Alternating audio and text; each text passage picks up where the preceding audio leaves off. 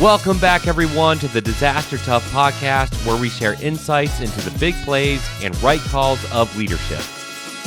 We dive deep into the stories, lessons learned, and ideas that will help you in the field.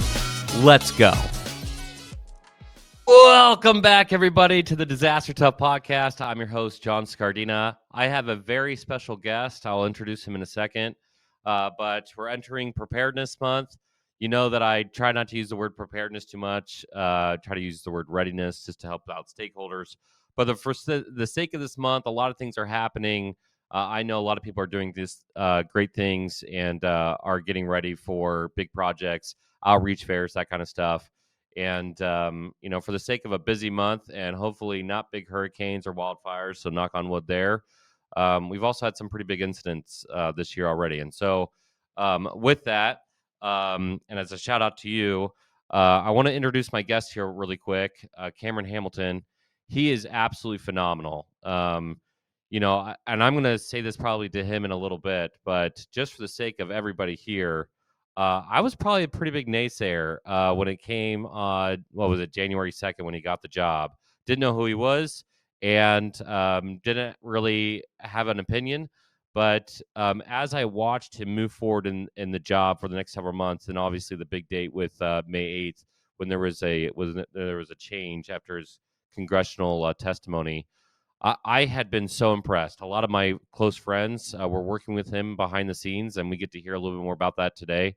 But for the sake of the audience, from keeping a perspective open and letting somebody prove themselves, I think he proved himself all the way, and totally respect all of his decisions and everything he's done. And so with that, I just want to introduce him. Cameron, welcome to the show. So seriously, though, as you heard that introduction, I was like, who is this Navy SEAL who's coming in here? I'm head of emergency management now. And I think a lot of people had those kind of thoughts. And, from maybe that perspective, I don't know if you felt that yourself, but there was a lot of people watching you. And like I said, we have some close friends, Pete Gaynor and otherwise. Some people still in FEMA that'll remain nameless for the sake of this podcast, but people were totally impressed by your leadership, by the decisions you had to make, and the immense amount of pressure you felt constantly in that job with everything that's happening with FEMA and otherwise. So saying it twice now, but it is sincere, and I appreciate everything you've done. Thank you, John. Those are very kind words. Pete's the man. I love Pete Gaynor. He was an incredible resource for me to talk to and to deliberate. Same thing with Brock and many others. I even spoke to Deanne Criswell and just a handful of other individuals to give me insight and perspective. To your comments, to address that, there was a lot of skepticism around my appointment, and I totally understood the concern. From an outside perspective, I did not come from a conventional emergency management pipeline. Traditionally what you see is the grooming that goes on at the state level, and then eventually you branch out to the federal level. So you have experience, both federal and state in the private sector, to kind of present this amalgamation of varying experiences and all form your opinions for a senior position. When I was hired by the transition team, specifically, I was hired to be either a senior advisor or the head of what was called the Office of Response and Recovery, ORR, one of the largest offices in FEMA. In my interview, they talked about soup to nuts, all the concerns they had in FEMA, of which I explained the process that I would go through to solve them. And from my perspective as an outsider, having worked with FEMA significantly, but never in FEMA, the things that I thought were prudent for evaluations for moving forward for good policy positions. I impressed the transition team. I impressed Secretary Noem and some of the team regarding my approach to when they asked essentially, well, since the president hasn't decided who will be the formal administrator, there are names being contended with, would you be willing to serve in an acting capacity for that period of time? So my appointment was never to be the permanent administrator. Of course, I was one of the names being floated as a possible and viable option. But having said that, I was recruited into a senior position at FEMA and then fleeted up quickly to help lead the agency as a senior political until the president made that decision about who his formal Senate confirmed administrator, deputy administrator, and then deputy administrator for resilience would be the three top positions which require Senate confirmation. Emergency management is changing. Are you keeping up? The Readiness Lab takes it to the next level with exclusive tabletop exercises, live sessions, and real-world intel. Access the EOC as a TRL insider, train with us through NLEM, or rep the field with our EMTs. Yeah, that's a pun. We also deliver top-tier marketing and design for emergency services and public safety, outreach, product reviews, trade show support, sponsorships, and more. The Readiness Lab is the #1 emergency services podcast network, home of the NLEM certification, bold outreach, and everything pushing the field forward. Learn more at thereadinesslab.com. Protect your school, venue, facility, or community with Doberman Emergency Management's specialized 3x3 approach. We do this with protecting life, property, and continuity of operations through advanced planning, training, and assessments. Learn more about our cutting-edge approach with world-class professionals in emergency services today at DobermanEMG.com. Bob Fenton's been interim a few times. He and I worked in the wildfires together, 2007? Bob was excellent. I love Bob. My nickname for Bob is El Jefe. So he is the man, the myth, the legend. Bob is truly remarkable. The question I've always had for Bob, and now for you, is once you're as the interim, are you fighting a mental battle of, I know they say interim and they're looking for other people, but I really want this job? Like, how do you deal with that emotionally or mentally? Yeah. I think that's fair. I think look, it's a natural inclination for people to be given an opportunity to serve in a senior position to then want to make that permanent, to have kind of a long-term trajectory. My main concern was the amount of time I was going to be given to initiate policy change and whether I would have the ability to see them through in completion. I was very deliberate and very clear that there were systemic problems that FEMA was being plagued with. Yes. Some of which were within the control of FEMA to fix, some of which required legislative remedy, and some of which required, executive top-down coverage on key changes. And so all three of those kind of perspectives were overlaying with basically how long do I really have? Because that will gauge and measure how fast we're going to drive this car, so to speak, and what changes we're going to make and we're not going to make. So that was a continual point of contention over, how long will I be here? As the president had more interviews, what is the position of the White House? And so the review council notion, when that topic had come up, again, the first week of the administration, the president went to North Carolina, then to California, and then we saw a few days later that review council executive order come out. That sort of gave me an understanding that we might have a little more time for me serving in that capacity than I anticipated, just because it was unlikely that the president would appoint an administrator before that council deliberates, comes to a conclusion, that issues a formal report to the White House. So having said that, it was not long before I realized my tenure may not be as long as I was hoping it would be. But we can go into some of that here in a minute. Yeah. You had mentioned things in your testimony that I think, and we can get to that in a little bit on the May 7th testimony, but framing already what you're talking about in policy changes and whatever. I've had Brock, Pete, and Craig all on the podcast, as well as I think he may have come on a couple times now, Jeff Stern, who is superintendent for EMI, and I've basically all asked him the same questions. As somebody who did kind of like you, unconventional route into FEMA and then out of FEMA, essentially my questions have been all around the core mission of FEMA. Now, I think, to be honest, you and I differ on what we think the core mission of FEMA is. However, or the original problem set of FEMA. But I think there's a lot of overlap when it's like, I call it the IRS of disasters. Like, no matter how well FEMA does now in disaster, people will never like FEMA because it is the IRS of disasters, and that was never the intent. And the other problem is like all the really small stuff that states should be doing that FEMA responds to, and just overextending people. There's a lot of what you have called out in policy where it's like, yeah, there does need to be major shifts to FEMA. But to be honest, I don't necessarily think this is where I don't know if I'm going to make too many friends. I don't necessarily know if it's Congress's problem or if it's a lot of friends I have that love their headquarters job and they don't necessarily want to change what they're doing to make that focus. Yeah. And so, like, how do you make a cultural shift within FEMA while try to still save people's jobs? Like, that's where I get Yeah. the, maybe you can talk to it. Yeah, that's not an easy kind of problem to solve. And I will say early on when the president came out with his remarks about his concern with FEMA and that eventual review council, I was very intentional about making sure, okay, we have to use this as an opportunity to really engage the workforce and to motivate the workforce to participate. Yeah. Getting people to be part of the process, to engage with reform. There's so much reform that can be done within FEMA, and that's a bipartisan issue. Whether you're progressive or conservative or anywhere in between on the political spectrum, Sure. pretty much universally across FEMA, there was a shared concern over a lot of internal requirements, statutes and things that should be amended or should be modified, changes to the CFR, changes to the U.S. Code, changes to even internal quality control requirements, which came as the result of some OIG investigation and inquiry to add, safeguards and measurements, which in reality just added more bureaucracy, delay times.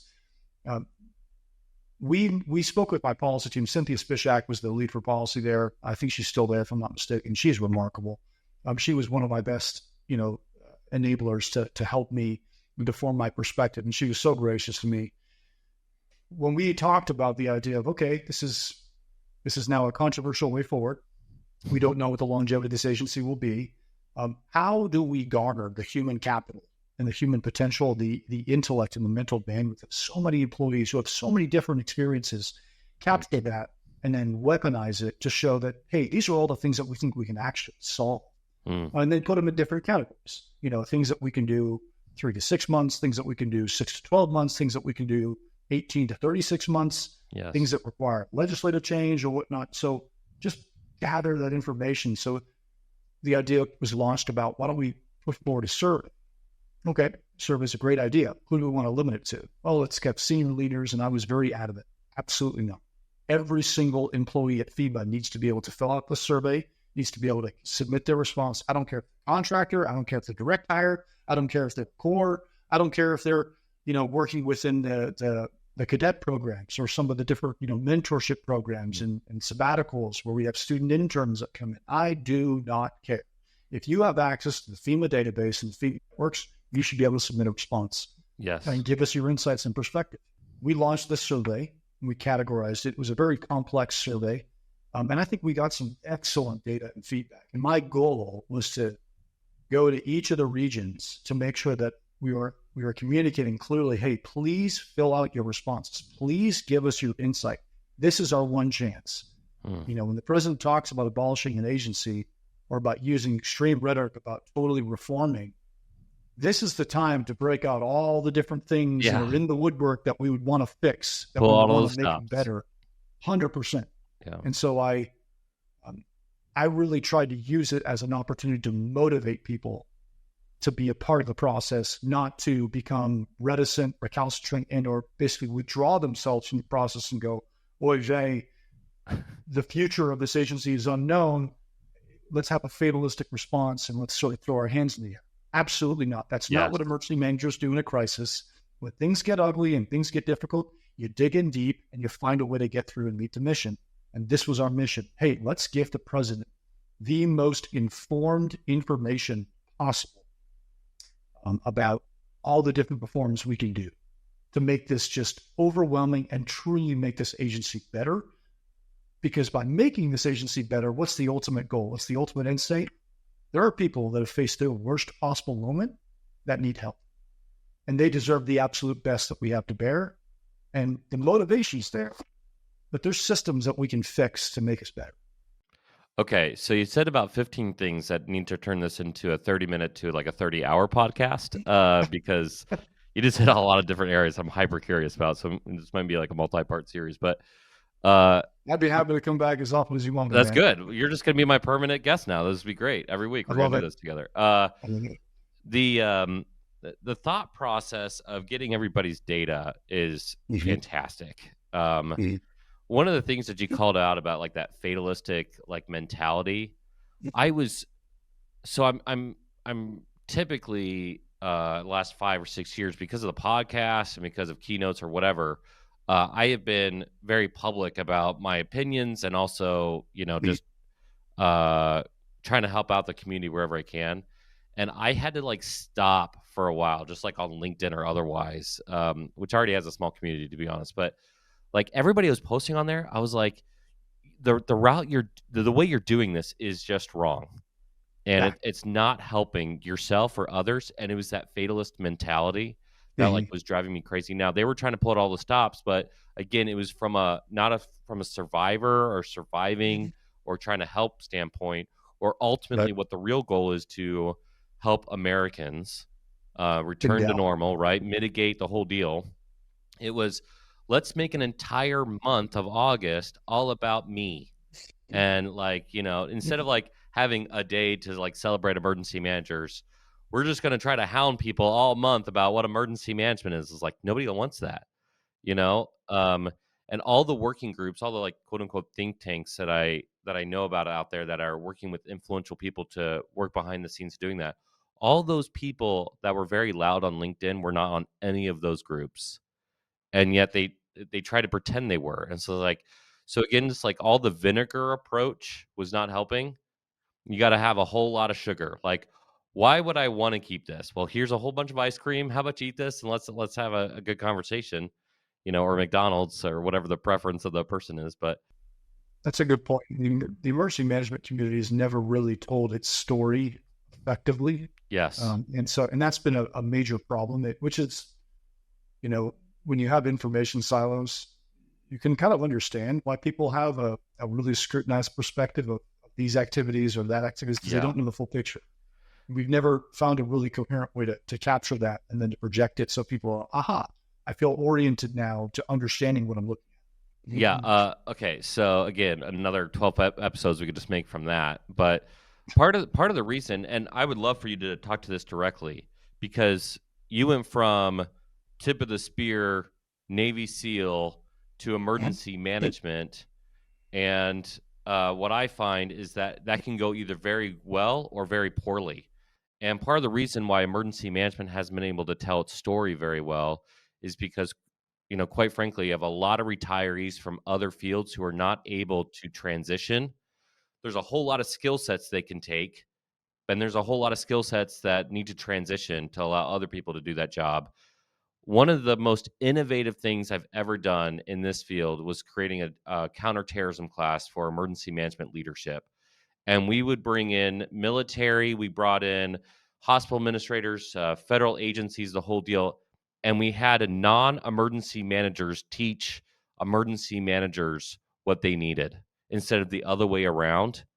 And people started realizing that when they made a decision over here, it impacted somebody else's job, and we would force them to be in that thing. The problem was, even though that was considered like incredibly innovative and all this other stuff, none of it was new. I basically literally copied the training style of urban search and rescue. Academics in the morning, tabletops in the afternoon, a full scale interactive exercise at the end. That is the MedSpec course. And I've been open about that. Like it shouldn't have been innovative because I didn't come from a USAR background. How many people were in USAR that retired from fire, police, EMS, who had that kind of training experience, came over to EMS or emergency management and didn't implement? And so Yeah. it's like, okay, so how are you, compared to some of those other sources, able to start integrating into emergency management? And was it a hard transition? I can imagine the adrenaline alone must have been difficult to not deal with anymore. I don't know if it's adrenaline, I don't know if that's the right word, It but was definitely different. So when I joined the military, I joined, fresh out of high school. I signed up to become a hospital corpsman. are you looking for bleeding control equipment? Impulse by Doberman bleeding control equipment is professional grade and built to save lives. From the Responder Pro sling for first responders to wall-mounted kits with AEDs, compact packs for ushers and security, and the MCI resupply cache for standby teams, get your Impulse kits and training from impulsekits.com. I graduated Corps School and then joined the SEAL teams. I graduated BUDS Class 261, so became a Navy SEAL and then was stationed at SEAL Team 8. Prior to arriving at SEAL Team 8, I then went through the Joint Medical Special Operations Training Center in Fort Bragg. And there's a reason why I kind of go through this. That was about 14 months of medical training. We go through 90% of the curriculum of a PA with a heavy emphasis on trauma, intensivists, surgery, anesthesia, battlefield stabilization, you name it. One of the unique things about the training that I went through is it's special operations. While there's various programs, you have the Rangers, the Green Berets, you have the Air Force Pararescue, combat controllers, MARSOC. You got so many great programs and great people doing amazing stuff. You got Recon, Marine Corps. You're really a complex problem solver with a discipline and with specific skill sets to mitigate the threat or the scenario that you're facing. But that's really all you are. You're thinking on the fly, quickly, instantaneously, reading body language, finding and discerning, using intuition to figure out, okay, I see the trajectory of where we're going here. I can anticipate what problems we're going to face along the way. So mission analysis and planning. I mean, that's a basic concept of operations, and OPER in the military is very akin to running a crisis logistics response profile of, diverting resources and shipping, receiving, mitigating certain concerns when it comes to community lifelines that are not being met. It's very, very applicable. Now, the adrenaline's a little different because you're not, fast jumping off buildings and shooting bad guys in the face, which is a lot of fun. But having said that, my major focus in the SEAL teams was always to be an individual that's able to meet a crisis with calmness and composure in a way to help others. That's why I chose to be a medic, specifically in the SEAL teams. The idea of being an excellent operator and being one of the boys, being one of the assaulters, taking down the house and bringing justice to some of the most vile and evil people on the face of the earth. But at the same time, looking at one of my brothers bleeding, afraid, and not sure whether they're going to survive, knowing that I wanted to be the man that can look down on them and have all the training proper to be able to save their life or to give them the absolute best chance of survivability, no matter the circumstance. And I wanted them to look at me in their worst moment of desperation to know, Hammy's got, and that was my nickname, Hammy in the SEAL teams, Cam's got this. I've got one of the best medics that I can possibly have working on me. I know I have a chance. And I treated a lot of patients, Afghans, Americans, you name it. And having the confidence to know that you understand your procedures. Medical intervention is not just about procedures. It's about understanding the root causes of this presentation. This is metabolic. What's happening? Early signs of shock. Well, shock, just give fluids and sort of, make them warm and bring the knees to the chest and it'll sort of buff out. No, there's a whole cascading framework of things that are happening at the cellular level. You have to understand that. Pharmacodynamics totally change when a patient's hemodynamically unstable. You have to be able to go through these things very, very quickly and make decisions in an instant. 30 seconds of delay will result in a reduced survivability outcome of a patient. The same thing happens within the principles of emergency management.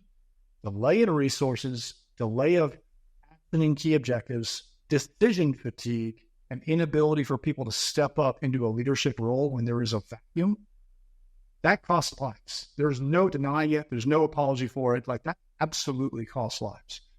So when I was recruited, I served in the Navy for 10 years. I did 4 deployments, two specifically to Afghanistan. My poor wife, we got married and at a rock climbing gym. We got married in November. I was in Afghanistan in January. It was rough. Yeah. Yeah, it was definitely rough, but she's a trooper. She's amazing. But I have 3 beautiful kids, and they dealt with it a lot. But when I transitioned to the State Department, I was actually recruited for a program where they picked people in the special operations community, and they kind of repurposed them for this diplomatic, overseas crisis response mission that had a medical nexus, but it also dealt with just basic emergency management, tenets of crisis response, mass evacuation, care of individuals, sure, but also biocontainment, negotiating our nation's 607 agreements for evacuation of other Western-friendly forces, Samaritan's Purse, the NATO, the UN, you name it. So immediately I got reprogrammed into an office called the Directorate of Operational Medicine, where we served as this crisis response element that had a medical component to it for sure, because we were all former special ops medics that worked there. Will Walters was my boss. Will was a pain in the ass to work for, but man, he pushed hard and he was a tremendous leader. And he really formed me a lot in challenging the limits of what I felt I was capable of doing. And he sent us out to some of the most remote places in the world. I mean, Somalia, Eastern DRC. I went to inspect Ebola treatment centers, the aircraft that brought back the American physicians with Ebola to the United States. That was our platform capability. I mean, the things that we could do, we would go into a region and then be immediately responsible for developing a contingency plan for 30,000 Americans if we had to evacuate them in a moment's notice. One of the last missions I had with the State Department was after we had killed Qasem Soleimani. I was in Cyprus with resources, aircraft, helicopters, you name it, prepared to move tens of thousands of Americans out of Lebanon in the event that Hezbollah chose to attack the U.S. Embassy, or there was a huge escalation of hostilities throughout the region. Again, very applicable to crisis response logistics plan. Mm-hmm. Not terribly dissimilar.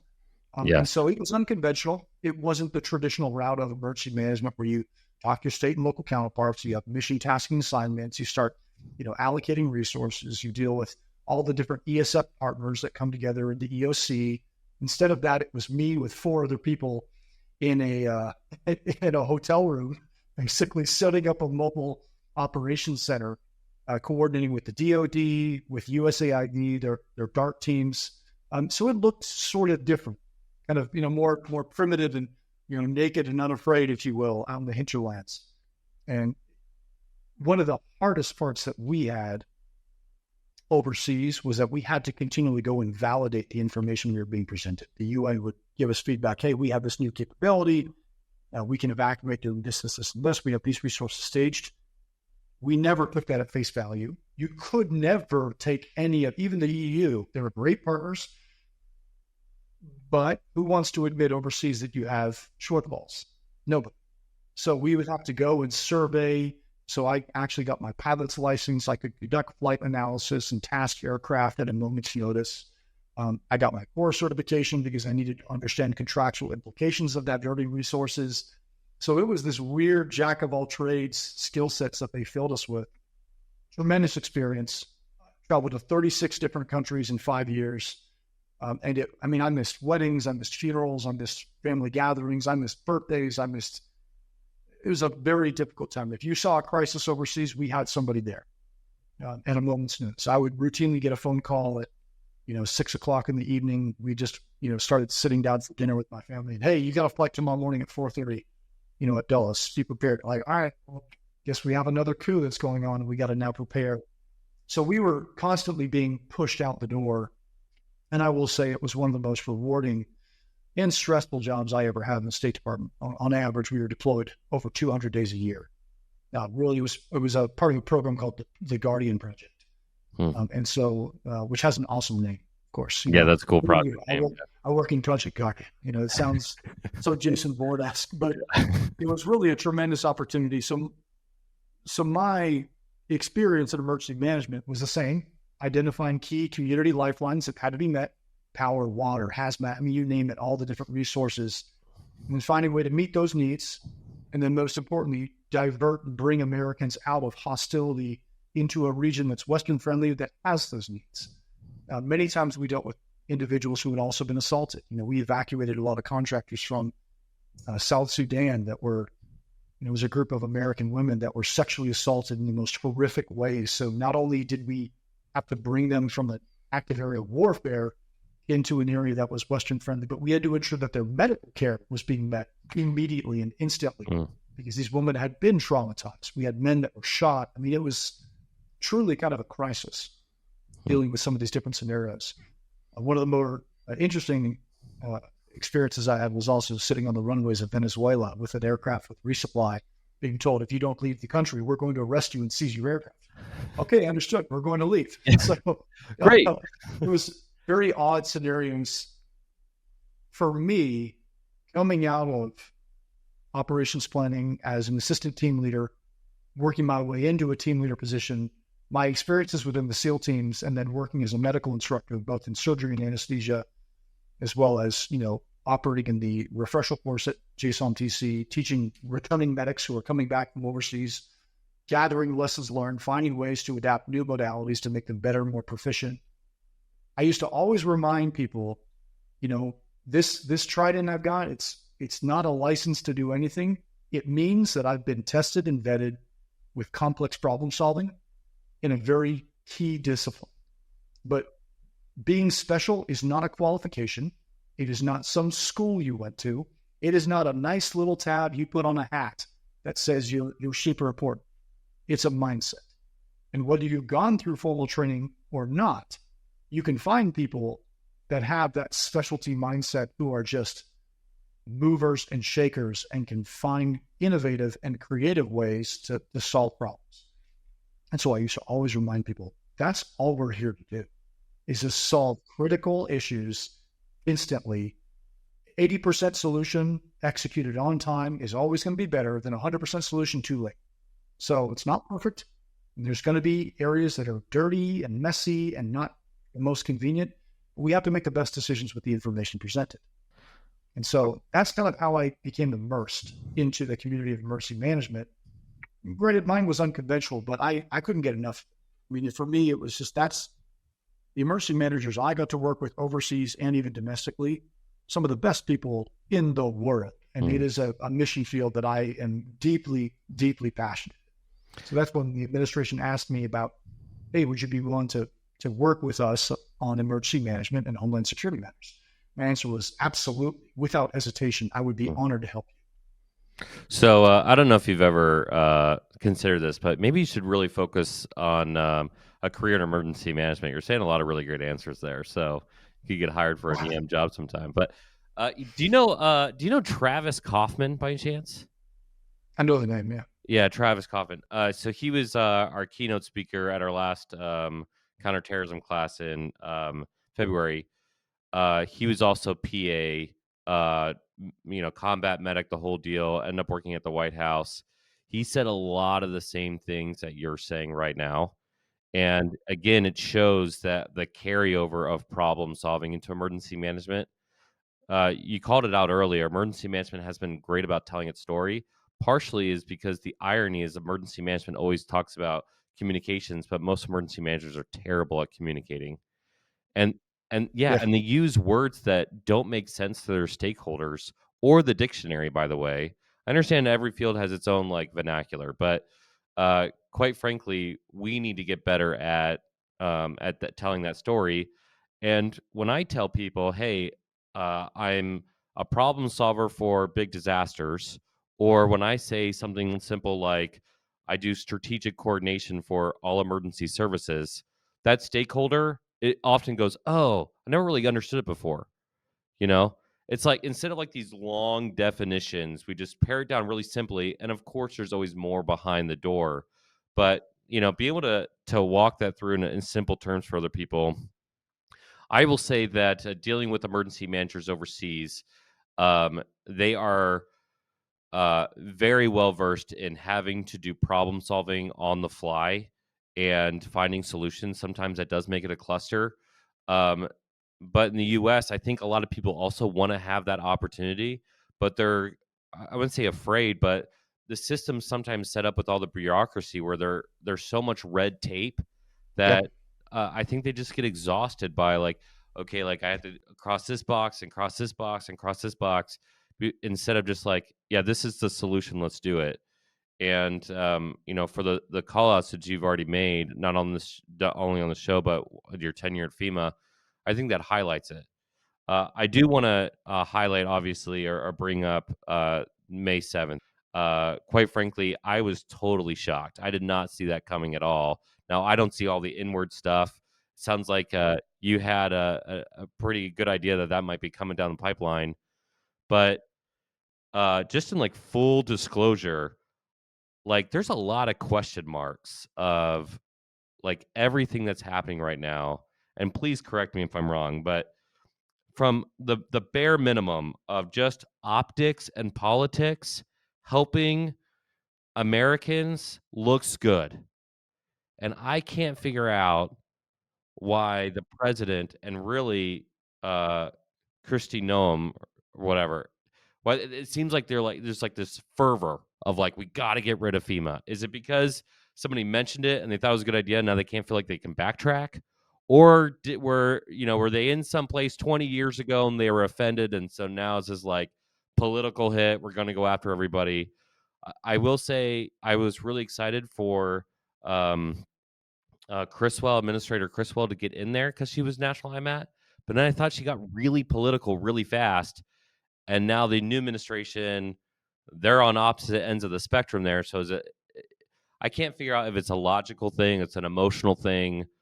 It seems a lot more emotional than logical. I don't know. Yeah. So when I was hired, there was zero discussion about abolishing FEMA. It was not even in the conversation. There was criticism, sure. And I was very vocal. And, you had some news pieces like, oh, Cameron, you got a high level position in FEMA. You were guilty of spreading misinformation. No, I criticized strategic decisions made by FEMA leadership and by the administration. I didn't criticize FEMA employees. Yeah. And they're doing their best. It's hard. Honestly, it's hard to know that, when all you see is Twitter and it's a little tweet and you make a couple songs, what the hell is going on at FEMA? It's difficult to see the nuance of what you meant by that statement. And that's the hard part about social media, which is really divisive. Secretly, I really hate social media. I'll be perfectly honest with you. Well, openly, I do too, to be honest. I think it brings about some of the worst of humanity. You want to show the downfall of a civilization, just look at their social media. That's hilarious. They'll write it out right there. But having said that, I brought in a plan that said, look, FEMA has become too bureaucratic, but I was very clear on what the cause of it. And that's the difference that I think was identified with the individuals that I think had an understanding of emergency management and those that had no idea what this problem entailed. I was very clear and poignant that the cause of most of the problems in FEMA is because we keep putting too much crap in FEMA's rucksack that never should have been there. And I was very, very deliberate.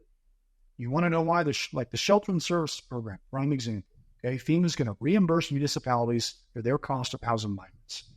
It was a CBB appropriation that was directed to FEMA. Why? Well, FEMA, you guys do grants, right? You do this grant stuff. So let's just make that work. I'm sorry. Reimbursing localities for housing migrants is not an emergency management requirement. No. That's not in the field. And it's because FEMA has become such a functional multi-tool to do so many things, some of which is exceptional, some of which is, well, we can do it. We do it historically, but we shouldn't be doing it for other people. Yes. And in fact, there's certain mission sets that I made a clear case with, and FEMA really should be pushing certain areas of responsibility over to other federal departments in ways that make sense. Yes. The housing issue was a prime example. I said, we need to aggressively talk to HUD about them having a larger stakehold in that particular mission field because they are more uniquely suited. I mean, housing's in their name for crying out loud. Literally in the name, yes. So these were things that we talked about when the conversation pivoted. So I was not hired to abolish FEMA. That was never part of the conversation, and that's never something that I would have agreed with. And I was very clear. I wanted some form. I wanted to cut wasteful spending. I wanted to downsize the agency. There's no denying that. And I think most of those things could be done wisely and properly. But I had a gradual phasing out because I also had concern that FEMA had been forced into a scenario to assume more and more state responsibility. We needed to give the states some time to see what that entails and to respond accordingly, not just, hey, the water's now shut off. You're on your own. That's not wise. That's not being a good partner. Let's tell them in 12 months, these are the policies that are changing. They haven't changed today, but they will in the future. So that when you have a disaster that's after this date, understand that there are certain resources you've been able to rely upon now that are going to look different. That's being a partner with the states. That's actually helping them understand the trajectory, but then building incentives for them to build a rainy day fund. Hey, we've got allocations through block grants to states. If states save certain money, come under cost, they can save those monies in high yield savings accounts. They can use it in the future. You're financially now incentivizing not just writing up that bill as high as you can possibly get, but instead saving for those future crises that are really crucial. Also making it clear to states, hey, look, you can't just submit a FEMA claim because you don't want to use your insurance. When we had that issue with New York, they had this huge $900 million insurance policy. They were submitting a claim for FEMA for $30 million.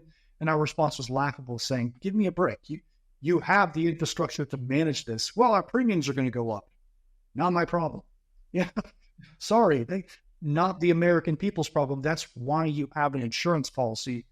It's no different than encouraging private homeowners. Hey, if you're in a high-risk area, you need to think about what's best for you and your family. You should consider getting appropriate insurance to ensure that if, God forbid, an active weather comes in and just wipes everything you have out, you can live to see another day. Your family can have some support. And insurance isn't perfect, but encouraging people in the right behavior as opposed to the poor behavior. So once the conversation shifted to now we're going to abolish, I immediately expressed concern over this is really divisive language. This is an extremely unwise perspective that will reflect upon, most importantly, people getting delay in care and assistance that they will need at a crisis. Plus, 8 of the 15 federal emergency support functions are set forth by FEMA and directly supported by FEMA. Yes. Plus, you have another 4 that are indirectly supported. Yes. So my point was, there's always a federal role in providing support when states are overwhelmed. Every year, we have multiple disasters where states' infrastructure and capabilities are truly overwhelmed. EMAC is great. NEMA has been a strong advocate for the EMAC model, but EMAC isn't perfect, and EMAC isn't always immediate. And we can get it there, but it will take time. And so the main position that I held was we need to have a strong federal mentor to help develop a trajectory. And if we want to phase FEMA out of certain elements of response and recovery, that makes sense. We could do that. But it has to be through engagement and partnership so that we help other people pick up the tab as opposed to, or assume greater responsibility for what they're going to be facing. And that's when the divide started to happen between myself and DHS leadership. No, we don't want it. We want to shut it down. My argument was, this is extremely irresponsible. But like what? Like, you can't go down this way. It comes down to like why? Like, great, you want to downsize it, cool. But like all the reasons you noted sound more like a shift than an elimination. Correct. And that goes back to my original thought of like the IRS of disasters. I have a lot of friends in FEMA, really wonderful people who are heart of gold, right? Like they just want to do the right thing for the right people. People also want to keep their jobs. And I get that. Like they should, And so it's like, take that big chunk of FEMA that is not emergency management. Let's be honest, it's not emergency management. I think I understood why Craig Fugate said everybody in emergency management agency or FEMA is an emergency manager so they could deploy everybody. Got it. But most people don't want to do that. That's not their job. That's not why they got in there. And if we could be honest about that, shifting them into other agencies that really should have a primary focus on that, great. Exactly. At the same time, gosh, man, you said like 16 things. I'm just going to rapid fire do this. Again, politically speaking, every year, basically, we have major tornadoes in red states. Red states, blue states, everywhere in between. Yep. Sure, but like if you're a politician and you're a Republican, then at bare minimum, you want to look good for the same people who got you elected, let alone, the entire country, because you should help out everybody else. Critical infrastructure is rarely a state problem. That's a national security issue, so that there should be a FEMA or for a federal perspective issue there. The national the USAR teams, those are incredible resources that we need. Like those are some of the absolute, like that is the hallmark of the good that FEMA can do. Yeah. Yes. Some of the most amazing people that you will ever meet that are just unbelievable. And those who are not emergency managers, it's not trying to discredit them or saying you're not this, you're not that, but trying to force, a circle into a square doesn't make sense. Like let them flourish in those other areas that are good. I've joked around for years that they should create the federal auditing agency or disaster auditing agency who just does with all the money and grants and all that stuff. There's a lot of other wins too. Like I don't think Right. it's necessarily a terrible thing to say we should make changes. It's like I don't understand the Yeah. rhetoric, the extreme rhetoric that's behind it still. I don't know. I don't understand it either. And Yeah. that was part of my concern. And I really look the coding and position title of the administrator, even though I was only acting in that capacity or the senior official performing the duties of the administrator, as the senior employee at FEMA, granted I was political, I did not understand some of the decision rhetoric that was coming out.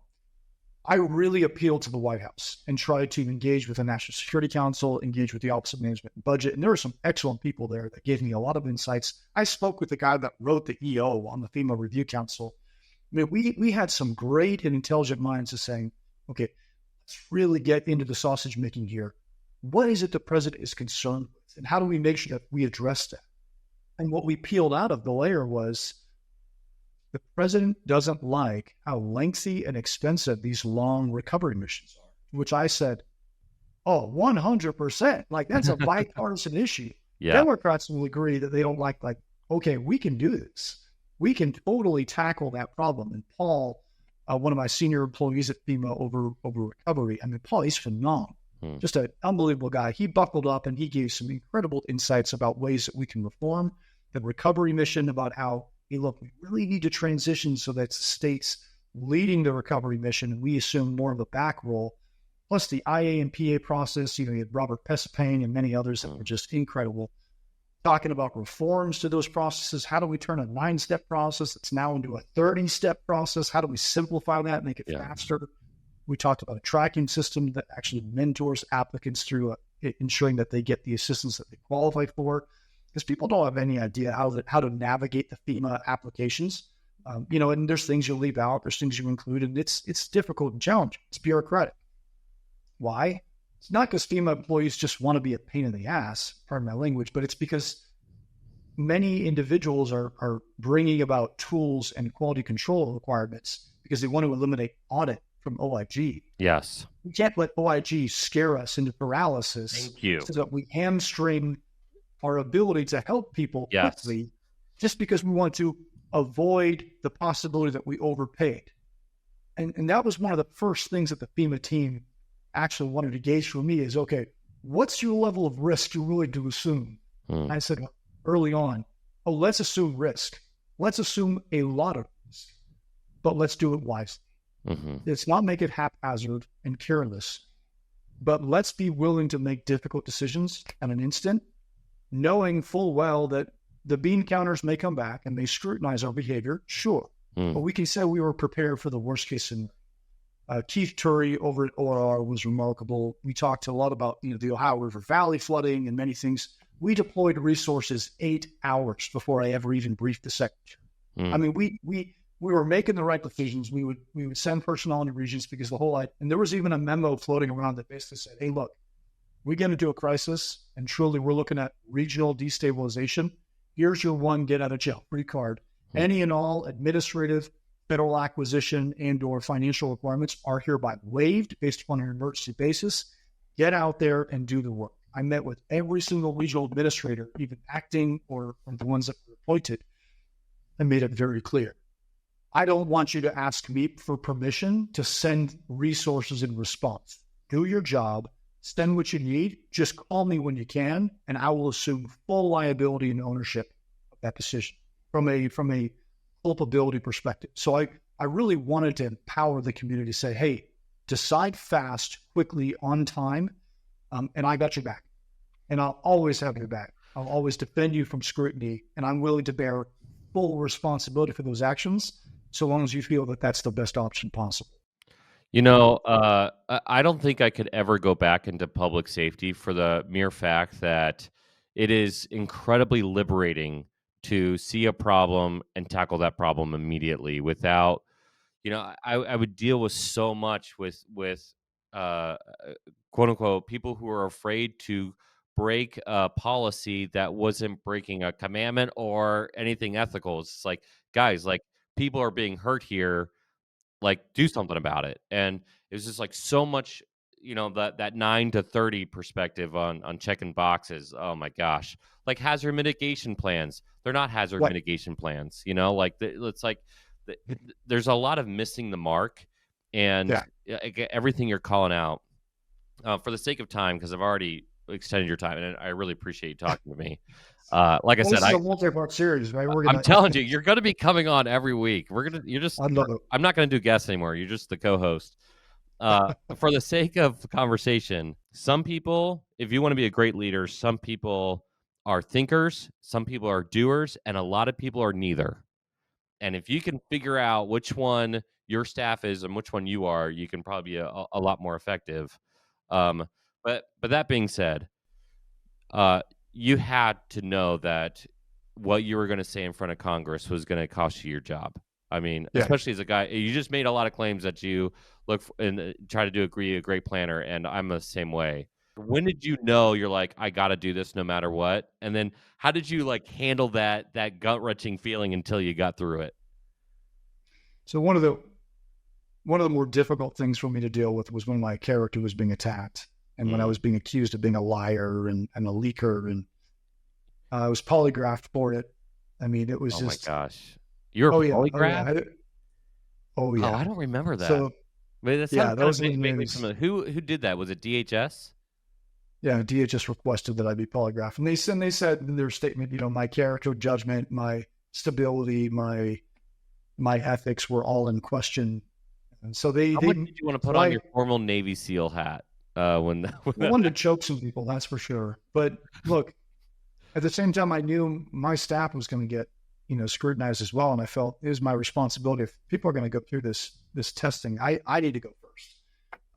Don't never ask people to do something that you're not willing to do yourself. Holy cow. That's always been a mantra of leadership that I try to live by. I'm imperfect. I've made a ton of mistakes, so many mistakes. I made a ton of mistakes while I was at FEMA leading the agency.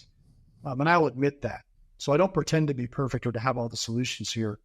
And I'm just thankful for the staff that I had, who were just unbelievable. My two chiefs of staff, Julia and Michael, were just phenomenal. Mary Ann Kearney, my deputy, was just an unbelievable resource of information and experience, and they were so incredibly helpful. So I'm grateful for that. But when my character started being attacked, and then I was polygraphed, and I passed, and there was no apology, there was no statement about, oh, hey, we got this wrong, we're sorry about that, let's try to find it. It became a very hostile relationship, and I knew that the inevitable was at some point I'm going to be asked to step aside.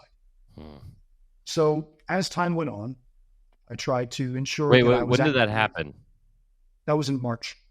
Yeah, that sounds familiar now. Yeah, man. Yep, last week of March. Brutal. So I knew it was coming. I have a lot of friends in the White House. I have a lot of friends who are elected members of Congress and the Senate. I'm an unconventional guy, but I had a lot of allies in the political realm. I was a former candidate for Congress, so I've been very fortunate to meet some great and compelling people who had my back and who wanted to see a fiscal conservative come and assume a leadership position in the agency. They thought that was wise, and I agree. I'm still a strong fiscal conservative in many regards.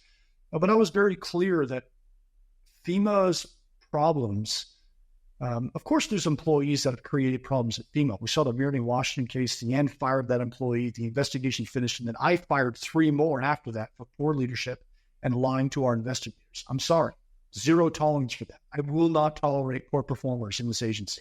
That's not a political statement. That's a public service requirement. The American people deserve the best, period. If you're not able to do that, thank you for your service. Step aside, let someone else do the job. It's not personal. And so that's the way I believe in public service. And so as time went on, the relationship with DHS and myself really became adversarial in a way that was really unnecessary. And I tried and appealed to help them about how the dirty secret is nobody wants FEMA to go away. You can talk to the most reddest of the red states. It doesn't matter. No emergency managers across the country want FEMA to go away. There's almost no governors that will publicly admit that FEMA needs to go away, whether they're Republican or Democrat. It's a fairly bipartisan, plus the House and the Senate Byron Donalds, one of the strongest allies of President Trump, was one of the co-sponsors of the bill with Jared Moskowitz, Representative Moskowitz, about trying to separate FEMA from DHS. You had Senator Tillis, Senator Padilla, and many others that talked about FEMA becoming a standalone agency. There's a lot of focus in a very bipartisan fashion about how, hey, we need a federal role for emergency management, but this sort of doesn't work. Yeah.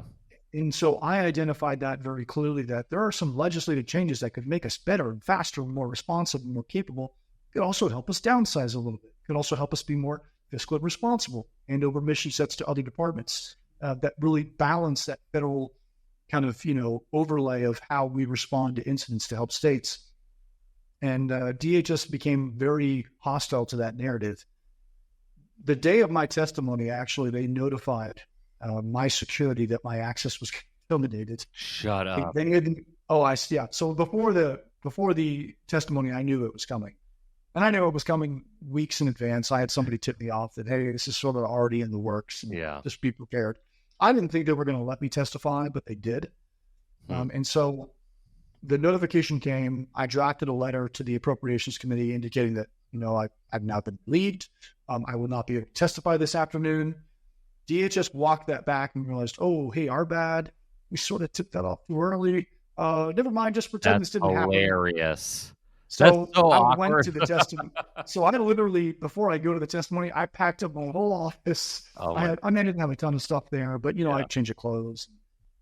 Just some artwork or some things that I had there that I liked. I had some coin collections and stuff. So I packed that all up into a box, and I had it staged down in my car. I had somebody that had the keys to my car in case I came back and my PIF card didn't work. Well, it's been nice knowing you guys. I guess I'm hitting the road. So I testified, and I knew this question was coming. And then my team was asking me about how do you respond. And actually, Pete Gaynor was one of the most insightful people to help me really formalize my opinions. And he said, well, Cam, what do you think if they ask you that question? I said, Pete, you and I just both came to the agreement. It's not in the best interest of the American people. I cannot get behind this position that abolishing FEMA is the answer. There are so many things that we can do before we go that extreme and put the American people at what I believe to be extreme risk unnecessarily. And I just want to make sure people are aware of what that entails. And so Pete, to his credit, said, well, then say that. Just speak honestly and truthfully. And that's the whole testimony. I tried to give my honest and unvarnished opinion. We talked about BRIC, about the cancellation of that program. I said, hey, look, this is really controversial. I know there's people that don't like it. But I spent a lot of time talking to legislators about how this isn't quite what you think.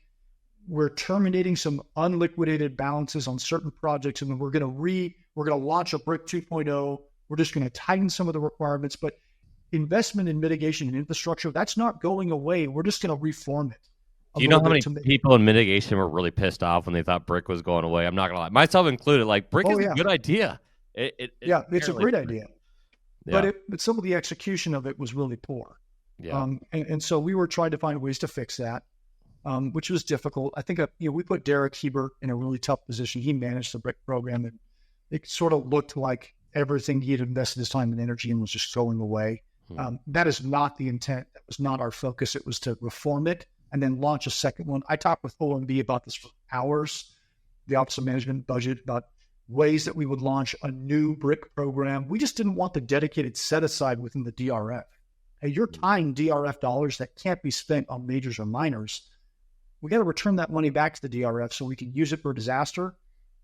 And then we have to reform BRIC to make sure that we're actually investing in risk rating reduction so that communities that are using the investment, we can show tangibly and with proper measurements that their risk profile has in fact improved. And so if we can do that, easy. Like it's a worthy investment, dollar for dollar, 7-1. It's a clear case. Mitigation investment does save lives, protect infrastructure. We've got a lot of aging infrastructure and defer, maintenance on so much in this country that, that's kind of become the other dirty secret of FEMA is, hey, all the deferred maintenance infrastructure that got damaged during a storm, FEMA will pay for it all. Yeah, we can do that, but that's not the right practice. We need communities to reinvest in the proper way. The BRIC program was a way to do that, but there was some wasteful spending in it. And so all of this to say, the balanced approach that I brought was we need to partner with the legislature. The executive and the legislature needs to partner together because at the end of the day, Congress is investing in things that they think are prudent. And we should make sure that the executive knows properly what their intent is so that we can deliver on that intent. And the executive should find ways to do it better. Hey, the legislative branch wants this action to be engaged in. But the executive can say, okay, we think this is your intent. We actually found a better way to go about it than maybe what you wrote in the appropriation language. Can you consent or not consent to this direction? Like that's a healthy constitutional republic that works together with co-equal branches of government. And that was what I strived to do. And I got very clearly vilified over, why are you talking to members of Congress? I'm not talking to gain allies to protect FEMA. I'm talking with members of Congress to ensure that we understand what their intent is, because they pass the appropriation bills that tells us to do all these different activities. Also, every FEMA administrator has talked to members of Congress. Absolutely. So if you're acting in the role, so get used to it. I don't know. That's 100%. Again, that I to be honest, I get more of Trump's position from a lack of awareness and or always want to tighten the purse strings than from DHS's perspective. It just seems well, and that is what I identified early on, was that there is a disparity between information I'm hearing from the White House, from the president's inner circle, to what I'm hearing from the department. And that was the most concerning element for me, as I tried to bridge those gaps and highlight them. And I was on intergovernmental affairs calls with members of the White House and DHS talking about, oh, hey, these programs are coming back online. And I had to say, guys, I don't know where you're getting this from, but those programs are not being launched in because they've been shut down or they've been frozen.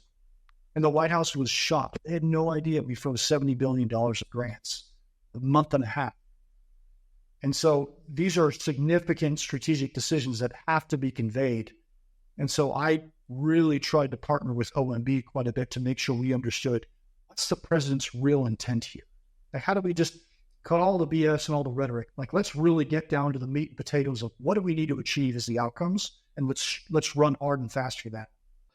For the sake of time, I just have one question for you, and then we'll close it out. Weather. You literally brought up weather a bunch of different times. It seems there's been a lot of funding cut and resources cut for trying to understand hurricanes coming in and all that kind of stuff. What is your stance? Like, what is your official stance on all that? Because I can't figure out why that's a good thing. Yeah, it's our eyes and ears. It gives us an insight and a perspective into understanding, the significant. We have portions of the United States that have not been densely populated up until really the last 100 years. That comes with risk. So the more we push communities into areas where geographically they're in high risk, like parts of Florida, investment in Florida, these communities expanded into areas that used to be swampland. There's a reason they were swampland before. And as we build communities out, we need to have a better understanding of weather systems that come in that will disproportionately impact some of those parts, like Louisiana, Florida, parts of Texas. I mean, you name it, that whole Gulf region. It is unique. Especially the East Coast of the United States is unique. It has a different overlay with weather systems that come from parts of Africa or from the Caribbean and migrate up. So my position is the more resources and information we can put out in the field to give us faster and more responsive insight. Did that funding cut to all that stuff happen after you left? The cuts started before, and I did not agree with all that. NOAA and some of the other resources that are there, I think they're really crucial. And we could be more efficient. DOGE came in with a really aggressive mindset about, wasteful spending. And true, like across the government, even in every sector, ways to be more efficient. I mean, look at the DOD. Good Lord. You want to talk about fraud, waste, and abuse. There's so much there you could go after. So I'm always arguing that let's be better and more responsible with the money spent. But you're never going to hear me argue against having the ability to understand weather systems and to analyze them and to foresee them as early as humanly possible. So I believe we should be having aircraft that go into these regions to survey and analyze what's accumulated. We need to have weather towers that are forward deployed, that are very aggressive and looking at what's coming, because we're looking at potentially billions of dollars of infrastructure that's impacted by what's coming on the pipe. We have to be prepared. Yeah, it just makes sense. Well, I mean, and yeah, man, I could talk about this, like I said, forever. But like the reality is, like, in short, for everybody's listening in, changes had to be made. Too bad that you got out, because I like you. And some of the changes need to be cultural, and some of those changes need to be based off of policy and bureaucracy. And I think shifts over elimination are the way to go. 100%. But that being 100%. said, we always ask the same thing to basically all of our guests. If you're going to give advice to the next generation of emergency managers or people who have just started their career, what would your advice be? Don't be afraid to think outside the box. Find a problem and think about eliminating all bureaucracy, all statutory requirements, all administrative avenues of pursuing this decision. Just think about the problem and what actually is the best way to solve it. And then find ways to influence the process for that goal that makes you efficient and faster and better. And then most importantly, the importance of teams. You can have great and compelling individuals. If you don't have a strong team around you, you will not be successful. I could not have done some of the things that we were starting to do. There's a pizza tracker now, it's what we call it, where applicants that are applying for individual assistance can actually track their application process as it's working its way through approval. That's cool. That was an initiative that I was very aggressive on, saying we got to give more feedback. We have to partner with survivors and mentor them, not just tell them with a letter. My own parents got a denial letter from me when their home was impacted in Florida. Oh yeah, that's rough. So made family dinners a little awkward, right? Yeah. But the point being, we owe better answers than that. And if people don't understand, I didn't know to include this, or I didn't know where my application was at in the process. Our customer is the American people. That's who we serve. The application Everything that sucks. we do should be from that survivor-centric mindset. Because I had a woman crying, telling me about how I held a woman in California who lost her husband, lost her home. North Carolina, who literally watched her home wash away while her husband was inside.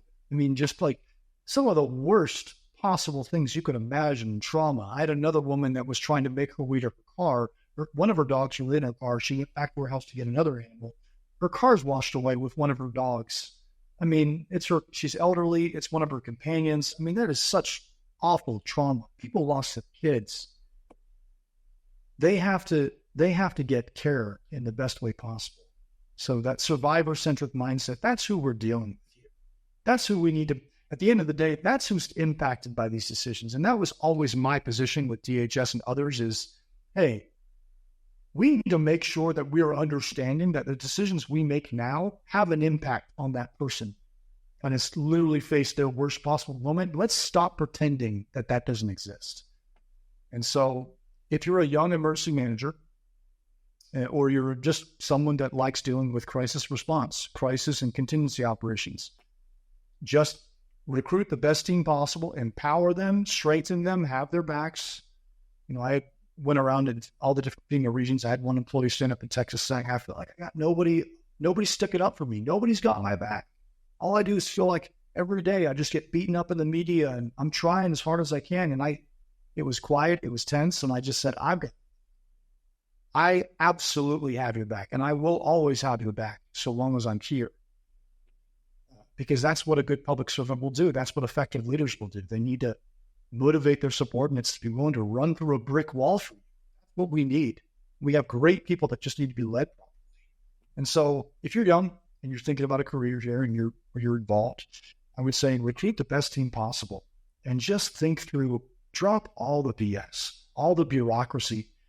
Find a problem and just think about, if there was no formality about how to go about doing it, what is the best way to solve this issue? And then once you understand that, everything you do in that process should be to get you closer and closer to the most efficient and the best way to achieve that.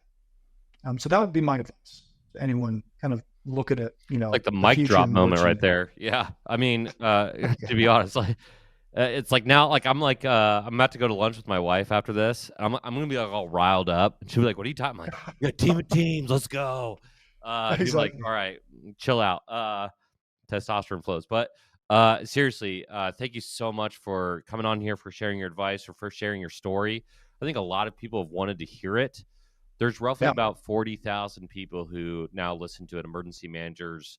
We have a lot of first responders and military who listen to this. So the fact that you've floated multiple different hats, been able to share your story, and been able to say, you talked earlier about that looking down and looking up perspective. I think a lot of people look up to you now and say, like, that's a leader. And, Thank you. Thank you. that's pretty awesome. You've earned it in so many different arenas. So Best job of my life. Some of the most amazing people I've ever worked with. So it was absolutely an honor. And if I had to go back and do it again, and say the same thing again, I would, because it was the right thing to say and the right thing to do. that's awesome. When you become my co-host for this podcast, and we go over to NATO and we're working at NATO, then we'll keep having fun. But either way, thank you so much for your time. For everybody who's listened in, you're welcome. This was an awesome episode. Make sure you like and subscribe. If you have questions for Cameron specifically, you can email us at contact@thereadinesslab.com. We'll forward on to him. And if you found your own solutions by cutting bureaucracy wherever you're at and whatever your scope is, let us know on our social media channels. That's where social media can actually be good. There's a lot of BS out there. Cut it away, get to solutions, and we'll see you for the next one. Peace.